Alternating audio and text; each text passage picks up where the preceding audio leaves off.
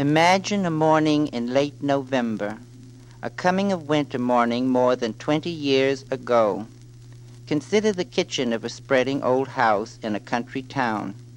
A great black stove is its main feature, but there is also a big round table and a fireplace with 2 rocking chairs placed in front of it. Just today, the fireplace commenced its seasonal roar. A woman with shorn white hair is standing at the kitchen window. She is wearing tennis shoes and a shapeless gray sweater over a summery calico dress. She is small and sprightly like a bantam hen, but due to a long youthful illness, her shoulders are pitifully hunched. Her face is remarkable, not unlike Lincoln's, craggy like that, and tinted by sun and wind, but it is delicate too, finely boned, and her eyes are sherry-colored and timid. "Oh, my," she exclaims, her breath smoking the window pane. "It's fruitcake weather." The person to whom she is speaking is myself. I am 7, she is 60-something. We are cousins, very distant ones, and we have lived together, well, as long as I can remember. Other people inhabit the house, relatives, and though they have power over us and frequently make us cry, we are not, on the whole, too much aware of them. We are each other's best friend. She calls me Buddy, in memory of a boy who was formerly her best friend. The other Buddy died in the 1880s when she was still a child. She is still a child. "I knew it before I got out of bed," she says, turning away from the window with a purposeful excitement in her eyes. "The courthouse bells sounded so cold and clear, and there were no birds singing. They've gone to warmer country, yes, indeed. Oh, Buddy, stop stuffing biscuit and fetch our buggy. Help me find my hat. We've 30 cakes to bake." It's always the same. A morning arrives in November, and my friend, as though officially inaugurating the Christmas time of year that exhilarates her imagination and fuels the blaze of her heart, announces, "It's fruitcake weather. Fetch our buggy. Help me find my hat." The hat is found. A straw cartwheel corsaged with velvet roses out of doors is faded. It once belonged to a more fashionable relative. Together we guide our buggy, a dilapidated baby carriage, out to the garden and into a grove of pecan trees. The buggy is mine. That is, it was bought for me when I was born. It is made of wicker, rather unraveled, and the wheels wobble like a drunkard's legs. But it is a faithful object. Springtimes we take it to the woods and fill it with flowers, herbs, wild fern for our porch pots. In the summer, we pile it with picnic paraphernalia and sugar-cane fishing poles and roll it down to the edge of a creek. It has its winter uses, too, as a truck for hauling firewood from the yard to the kitchen, as a warm bed for Queenie, our tough little orange and white rat terrier, who has survived distemper and 2 rattlesnake bites. Queenie is trotting beside it now. 3 hours later, we are back in the kitchen hulling a heaping buggy load of windfall pecans. Our backs hurt from gathering them. How hard they were to find among the concealing leaves, the frosted, deceiving grass. Crackle! A cheery crunch, scraps of miniature thunder sound as the shells collapse and the golden mound of sweet, oily ivory meat mounts in the milk-glass bowl. Queenie begs to taste, and now and again my friend sneaks her a mite, though insisting we deprive ourselves. "We mustn't, Buddy. If we start, we won't stop, and there's scarcely enough as there is for 30 cakes." The kitchen is growing dark. Dusk turns the window into a mirror. Our reflections mingle with the rising moon as we work by the fireside in the firelight. At last, when the moon is quite high, we toss the final hull into the fire and, with joined sighs, watch it catch flame. The buggy is empty. The bowl is brimful. We eat our supper and discuss tomorrow. Tomorrow the kind of work I like best begins, buying. cherries and citron, ginger and vanilla and canned Hawaiian pineapple, rinds and raisins and walnuts and whiskey and oh, so much flour, butter, so many eggs, spices, flavorings, why, we'll need a pony to pull the buggy home. But before these purchases can be made, there is the question of money. Neither of us has any. Except for skinflint sums persons in the house occasionally provide, a dime is considered very big money, or what we earn ourselves from various activities, holding rummage sales, selling buckets of hand-picked blackberries, jars of homemade jam and apple jelly and peach preserves, rounding up flowers for funerals and weddings. Once we won 79th prize, $5, in a national football contest. Not that we know a fool thing about football. It's just that we enter any contest we hear about. At the moment, our hopes are centered on the $50,000 grand prize being offered to name a new brand of coffee. We suggested AM, and after some hesitation, for my friend thought it perhaps sacrilegious, the slogan, AM, Amen. To tell the truth, our only really profitable enterprise was the Fun and Freak Museum we conducted in a backyard woodshed 2 summers ago. The Fun was a stereopticon with slide views of Washington and New York, lent us by a relative who had been to those places. The Freak was a 3-legged bitty chicken hatched by one of our own hens. Everybody hereabouts wanted to see that bitty. We charged grown-ups a nickel, kids 2 cents, and took in a good $20 before the museum shut down due to the decease of the main attraction. But one way and another we do each year accumulate Christmas savings, a fruitcake fund. These moneys we keep hidden in an ancient bead purse, under a loose board, under the floor, under a chamber pot, under my friend's bed. The purse is seldom removed from this safe location except to make a deposit or, as happens every Saturday, a withdrawal. For on Saturdays I am allowed 10 cents to go to the picture show. My friend has never been to a picture show, nor does she intend to. I'd rather hear you tell the story, Buddy. That way I can imagine it more. Besides, a person my age shouldn't squander their eyes. When the Lord comes, let me see him clear. In addition to never having seen a movie, she has never eaten in a restaurant, traveled more than 5 miles from home, received or sent a telegram, read anything except funny papers and the Bible, worn cosmetics, cursed, wished someone harm, told a lie on purpose, let a hungry dog go hungry. Here are a few things she has done, does do. Killed with a hoe the biggest rattlesnake ever seen in this county, 16 rattles, dip snuff secretly, tame hummingbirds, just try it till they balance on her finger, tell ghost stories, we both believe in ghosts, so tingling they chill you in July. Talk to herself, take walks in the rain, grow the prettiest japonicas in town, know the recipe for every sort of old-time Indian cure, including a magical wart remover. Now, with supper finished, we retire to the room in a far-away part of the house where my friend sleeps in a scrap quilt-covered iron bed painted rose pink, her favorite color. Silently, wallowing in the pleasures of conspiracy, we take the bead purse from its secret place and spill its contents on the scrap quilt. Dollar bills, tightly rolled and green as maybuds, somber 50-cent pieces, heavy enough to weight a dead man's eyes. Lovely dimes, the liveliest coin, the one that really jingles, nickels and quarters worn smooth as creek pebbles, but mostly a hateful heap of bitter-odored pennies. Last summer, others in the house contracted to pay us a penny for every 25 flies we killed. Oh, the carnage of August, the flies that flew to heaven. Yet it was not work in which we took pride. And as we sit counting pennies, it is as though we were back tabulating dead flies. Neither of us has a head for figures. We count slowly, lose track, start again. According to her calculations, we have $12.73. According to mine, exactly $13. I do hope you're wrong, Buddy. We can't mess around with 13.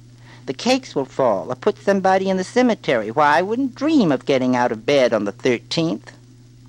This is true. She always spends 13th in bed. So, to be on the safe side, we subtract a penny and toss it out the window.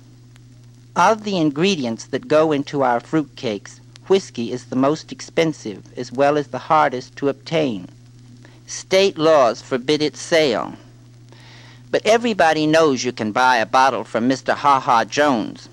And the next day, having completed our more prosaic shopping, we set out for Mr. Ha-Ha's business address, a sinful, to quote public opinion, fish fry and dancing cafe down by the river. We've been there before and on the same errand, but in previous years our dealings have been with Ha-Ha's wife, an iodine dark Indian woman with brassy, peroxided hair and a dead tired disposition. Actually, we've never laid eyes on her husband, though we've heard that he's an Indian too, a giant with razor scars across his cheeks. They call him Ha-Ha because he's so gloomy, a man who never laughs. As we approach his cafe, a large log cabin festooned inside and out with chains of garish gay naked light bulbs, and standing by the river's muddy edge under the shade of river trees where moss drifts through the branches like gray mist, our steps slow down. Even Queenie stops prancing and sticks close by. People have been murdered in Ha-Ha's cafe, cut to pieces, hit on the head. There's a case coming up in court next month. Naturally, these goings-on happen at night, when the colored lights cast crazy patterns in the Victrola whales. In the daytime, Ha-Ha's is shabby and deserted. I knock at the door. Queenie barks. My friend calls, "Mrs. Ha-Ha, ma'am. Anyone to home?" Footsteps. The door opens. Our hearts overturn. It's Mr. Ha-Ha Jones himself. And he is a giant. He does have scars. He doesn't smile. No, he glowers at us through Satan-tilted eyes and demands to know what you want with Ha-Ha. For a moment, we are too paralyzed to tell. Presently, my friend half finds her voice, a whispery voice at best. "If you please, Mr. Ha-Ha, we'd like a quart of your finest whiskey." His eyes tilt more. Would you believe it? Ha-Ha is smiling, laughing, too. "Which one of you is a drinking man?" "It's for making fruitcakes, Mr. Ha-Ha, cooking." This sobers him. He frowns. "That's no way to waste good whiskey." Nevertheless, he retreats into the shadowed cafe and seconds later appears carrying a bottle of daisy-yellow unlabeled liquor. He demonstrates its sparkle in the sunlight and says, $2. We pay him with nickels and dimes and pennies. Suddenly, jangling the coins in his hand like a fistful of dice, his face softens. "Tell you what," he proposes, pouring the money back into our bead purse. "Just send me one of them fruitcakes instead." "Well," my friend remarks on our way home, "there's a lovely man. We'll put an extra cup of raisins in his cake." The black stove, stoked with coal and firewood, glows like a lighted pumpkin. Egg beaters whirl, spoons spin round in bowls of butter and sugar. Vanilla sweetens the air, ginger spices it, melting, nose-tingling odors saturate the kitchen, suffuse the house, drift out to the world on puffs of chimney smoke. In 4 days our work is done. 31 cakes, dampened with whiskey, bask on windowsills and shelves. Who are they for? Friends.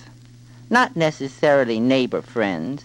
Indeed, the larger share are intended for persons we've met maybe once, perhaps not at all. People who've struck our fancy, like President Roosevelt, like the Reverend and Mrs. J.C. Lucy, Baptist missionaries to Borneo who lectured here last winter, or the little knife grinder who comes through town twice a year, or Abner Packard, the driver of the 6 o'clock bus from Mobile, who exchanges waves with us every day as he passes in a dust cloud whoosh. Or the young Wistons, a California couple whose car one afternoon broke down outside the house and who spent a pleasant hour chatting with us on the porch. Young Mr. Wiston snapped our picture, the only one we've ever had taken. Is it because my friend is shy with everyone except strangers that these strangers and merest acquaintances seem to us our truest friends? I think yes. Also, the scrapbooks we keep of thank yous on White House stationery, time-to-time communications from California and Borneo, the knife grinder's penny postcards, make us feel connected to eventful worlds beyond the kitchen with its view of a sky that stops.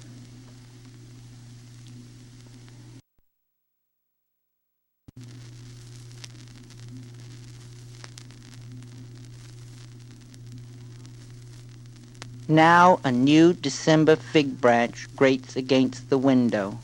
The kitchen is empty, the cakes are gone.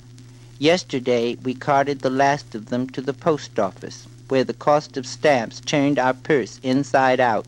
We're broke. That rather depresses me, but my friend insists on celebrating, with 2 inches of whiskey left in Ha-Ha's bottle. Queenie has a spoonful and a bowl of coffee. She likes her coffee chicory-flavored and strong. The rest we divide between a pair of jelly glasses. We're both quite awed at the prospect of drinking straight whiskey. The taste of it brings screwed-up expressions and sour shudders. But by and by, we begin to sing, the 2 of us singing different songs simultaneously. I don't know the words to mine, just come on along, to the Darktown Strutters' Ball. But I can dance. That's what I mean to be, a tap dancer in the movies.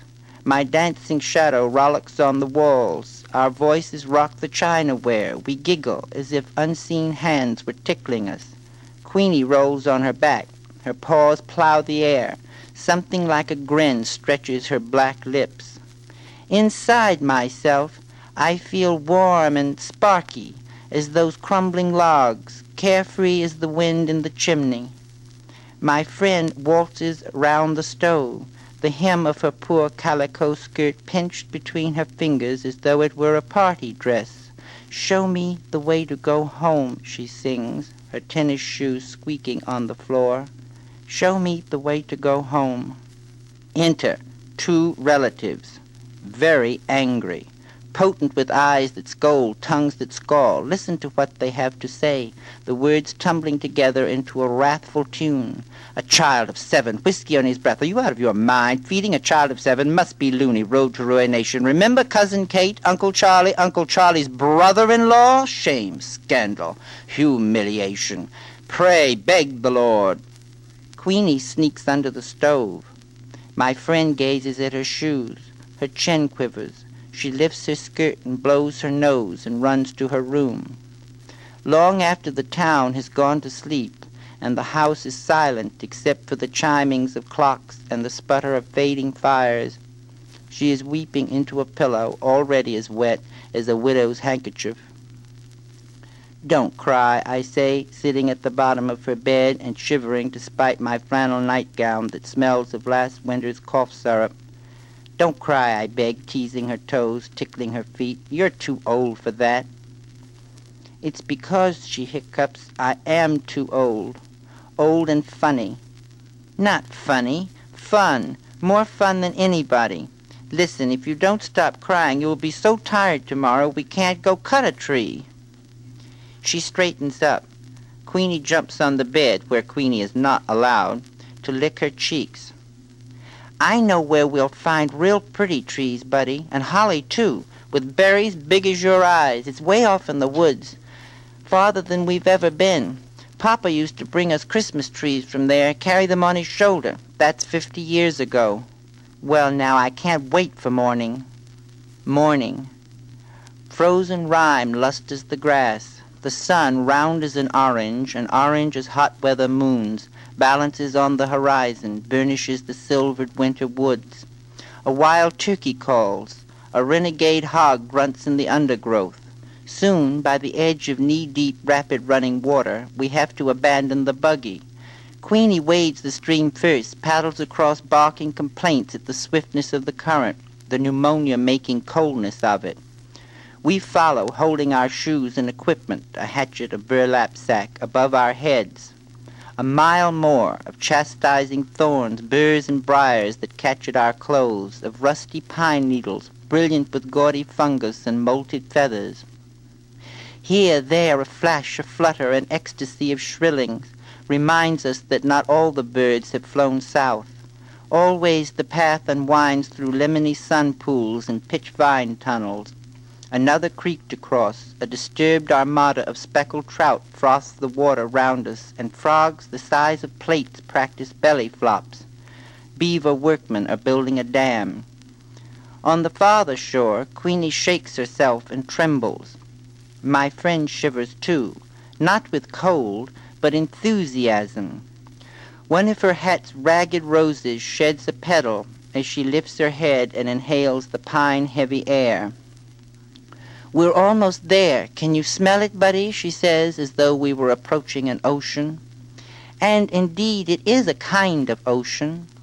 Scented acres of holiday trees, prickly-leafed holly, red berries shiny as Chinese bells, black crows swoop upon them screaming. Having stuffed our burlap sacks with enough greenery and crimson to garland a dozen windows, we set about choosing a tree. It should be, muses my friend, twice as tall as a boy, so a boy can't steal the star. The one we pick is twice as tall as me. A brave, handsome brute that survives 30 hatchet strokes before it keels with a creaking, rending cry. Lugging it like a kill, we commence the long trek out. Every few yards we abandon the struggle, sit down and pant. But we have the strength of triumphant huntsmen. That and the tree's virile, icy perfume revive us, goad us on. Many compliments accompany our sunset return along the red clay road to town, but my friend is sly and noncommittal when passers-by praise the treasure perched in our buggy. What a fine tree, and where did it come from? Yonder ways, she murmurs vaguely. Once a car stops and the rich mill owner's lazy wife leans out and whines, "Give you 2 bits for that old tree." Ordinarily, my friend is afraid of saying no, but on this occasion she promptly shakes her head. "We wouldn't take $1. The mill owner's wife persists. $1 my foot, 50 cents, that's my last offer. Goodness, woman, you can get another one." In answer, my friend gently reflects, "I doubt it. There's never 2 of anything." Home. Queenie slumps by the fire and sleeps till tomorrow, snoring loud as a human. A trunk in the attic contains a shoebox of ermine tails, off the opera cape of a curious lady who once rented a room in the house, coils of frazzled tinsel gone gold with age, 1 silver star, a brief rope of dilapidated, undoubtedly dangerous candy-like light bulbs. Excellent decorations as far as they go, which isn't far enough. My friend wants our tree to blaze like a Baptist window, droop with weighty snows of ornament. But we can't afford the made-in-Japan splendors at the 5 and dime, so we do what we've always done, sit for days at the kitchen table with scissors and crayons and stacks of colored paper. I make sketches and my friend cuts them out.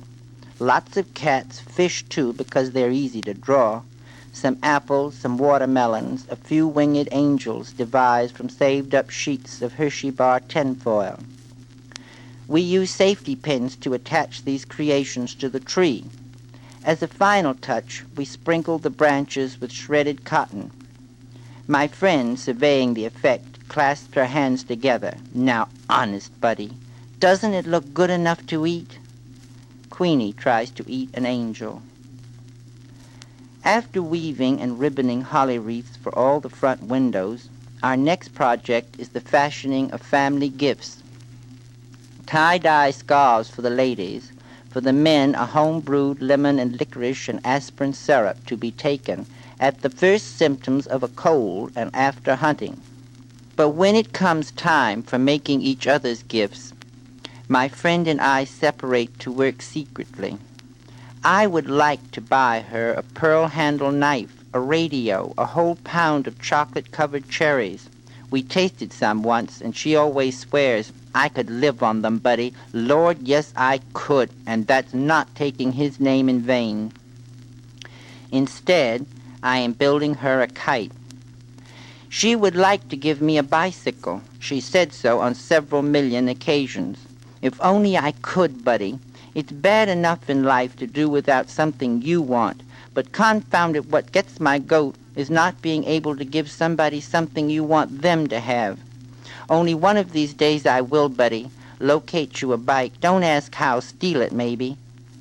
Instead, I'm fairly certain that she is building me a kite, the same as last year and the year before. The year before that we exchanged slingshots, all of which is fine by me, for we are champion kite flyers who study the wind like sailors. My friend, more accomplished than I, can get a kite aloft when there isn't enough breeze to carry clouds. Christmas Eve afternoon, we scrape together a nickel and go to the butcher's to buy Queenie's traditional gift, a good gnawable beef bone. The bone, wrapped in funny paper, is placed high in the tree near the silver star. Queenie knows it's there. She squats at the foot of the tree, staring up in a trance of greed. When bedtime arrives, she refuses to budge. Her excitement is equaled by my own. I kick the covers and turn my pillow as though it were a scorching summer's night. Somewhere a rooster crows, falsely, for the sun is still on the other side of the world. "Buddy, are you awake?" It is my friend, calling from her room, which is next to mine, and an instant later she is sitting on my bed holding a candle. "Well, I can't sleep a hoot," she declares. "My mind's jumping like a jackrabbit. Buddy, do you think Mrs. Roosevelt will serve our cake at dinner?" We huddle in the bed, and she squeezes my hand. "I love you. Seems like your hand used to be so much smaller. I guess I hate to see you grow up. When you're grown up, will we still be friends?" I say, "Always." "But I feel so bad, buddy. I wanted so bad to give you a bike. I tried to sell my cameo Papa gave me. Buddy," she hesitates as though embarrassed, "I made you another kite." Then I confess that I made her one, too, and we laugh. The candle burns too short to hold. Out it goes, exposing the starlight, the stars spinning at the window like a visible caroling that slowly, slowly daybreak silences. Possibly we doze, but the beginnings of dawn splash us like cold water. We're up, wide-eyed and wandering, while we wait for others to waken. Quite deliberately, my friend drops a kettle on the kitchen floor. I tap dance in front of closed doors. One by one, the household emerges, looking as though they'd like to kill us both, but it's Christmas, so they can't. First, a gorgeous breakfast, just everything you can imagine, from flapjacks and fried squirrel to hominy grits and honey in the comb, which puts everyone in a good humor except my friend and I. Frankly, we're so impatient to get at the presents we can't eat a mouthful. Well, I'm disappointed. Who wouldn't be? With socks, a Sunday school shirt, some handkerchiefs, a hand-me-down sweater, and a year's subscription to a religious magazine for children. The Little Shepherd. It makes me boil. It really does. My friend has a better haul. A sack of satsumas, that's her best present. She is proudest, however, of a white wool shawl knitted by her married sister. But she says her favorite gift is the kite I built her. And it is very beautiful, though not as beautiful as the one she made me, which is blue and scattered with gold and green good conduct stars. Moreover, my name is painted on it, Buddy. Buddy, the wind is blowing. The wind is blowing, and nothing will do till we've run to a pasture below the house where Queenie has scooted to bury her bone, and where, a winter hence, Queenie will be buried too. There, plunging through the healthy waist-high grass, we unreel our kites, feel them twitching at the string like sky fish as they swim into the wind. Satisfied, sun-warmed, we sprawl in the grass and peel satsumas and watch our kites cavort. Soon I forget the socks and hand-me-down sweater. I'm as happy as if we'd already won the $50,000 grand prize in that coffee naming contest. My, how foolish I am, my friend cries, suddenly alert, like a woman remembering too late she has biscuits in the oven. You know what I've always thought, she asked in a tone of discovery, and not smiling at me, but a point beyond. I've always thought a body would have to be sick and dying before they saw the Lord. And I imagined that when he came, it would be like looking at the Baptist window, pretty as colored glass with the sun pouring through. Such a shine you don't know it's getting dark. And it's been a comfort to think of that shine taking away all the spooky feeling. But I'll wager it never happens. I'll wager at the very end, a body realizes the Lord has already shown himself, that things as they are. Her hand circles in a gesture that gathers clouds and kites and grass and Queenie pawing earth over her bone. Just what they've always seen was seeing him. As for me, I could leave the world with today in my eyes. This is our last Christmas together. Life separates us. Those who know best decide that I belong in a military school, and so follows a miserable succession of bugle-blowing prisons, grim reveille-ridden summer camps. I have a new home, too, but it doesn't count. Home is where my friend is, and there I never go. And there she remains, puttering around the kitchen, alone with Queenie, then alone. Buddy dear, she writes in her wild, hard-to-read script, yesterday Jim Macy's horse kicked Queenie bad. Be thankful she didn't feel much. I wrapped her in a fine linen sheet and rode her in the buggy down to Simpson's pasture, where she can be with all her bones. For a few Novembers she continues to bake her fruitcakes single-handed, not as many but some, and of course she always sends me the best of the batch. Also, in every letter she encloses a dime wadded in toilet paper. See a picture show and write me the story. But gradually in her letters she tends to confuse me with her other friend, the buddy who died in the 1880s. More and more, 13ths are not the only days she stays in bed. A morning arrives in November, a leafless, birdless coming of winter morning, when she cannot rouse herself to exclaim, "Oh my, it's fruitcake weather." And when that happens, I know it. A message saying so merely confirms a piece of news some secret vein had already received, severing from me an irreplaceable part of myself, letting it loose like a kite on a broken string. That is why, walking across the school campus on this particular December morning, I keep searching the sky, as if I expected to see, rather like hearts, a lost pair of kites hurrying toward heaven.